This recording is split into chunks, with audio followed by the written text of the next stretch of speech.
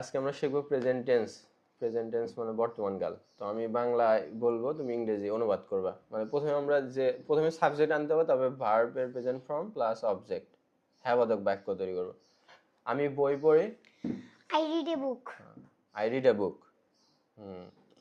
তুমি আমাকে সাহায্য করো। You help me. নাজমা চিঠি লেখে। Najma writes a letter. সুন্দর, ভেরি গুড। মা আমাকে ডাকেন।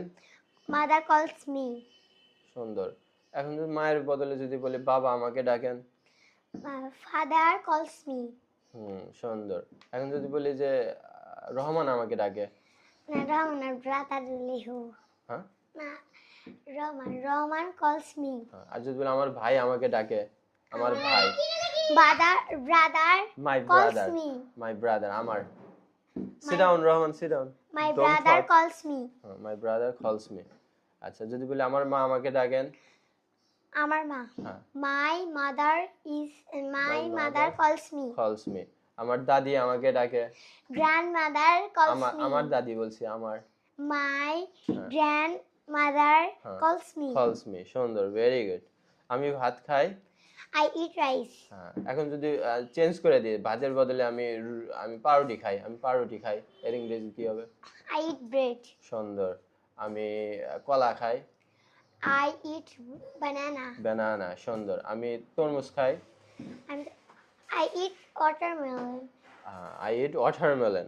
তাহলে সুন্দর। এখন যদি আমি যে কোনো কিছু চেঞ্জ করে দিই, আমি খাই, তারপরে যা বলবো সেটাই বলবো, তাই না? ধরো আমি নাম বলি। বলো। আমি অরেঞ্জ না, আমি কমলা খাই। কমলা খাই, তাহলে কি হবে? হ্যাঁ, আমি কমলা খাই, তাহলে কি হবে? I eat orange. অরেঞ্জ। হ্যাঁ। আমি কমলার জুস খাই। I eat orange juice. Juice. অথবা আই ড্রিঙ্ক, পান করার ক্ষেত্রে আই ড্রিঙ্ক অরেঞ্জ জুস। যখন আমরা চিবিয়ে না খেয়ে মানে পান করি, গিলে খাই, যেমন পানি খাই, I eat. তখন আমরা ড্রিঙ্ক বলবো। যেরকম আমি পানি খাই, তাহলে I drink water. I drink water. হ্যাঁ। আমরা এখানে শিখলাম কি তুমি আমাকে সাহায্য করো, আর ইংরেজি কি হবে?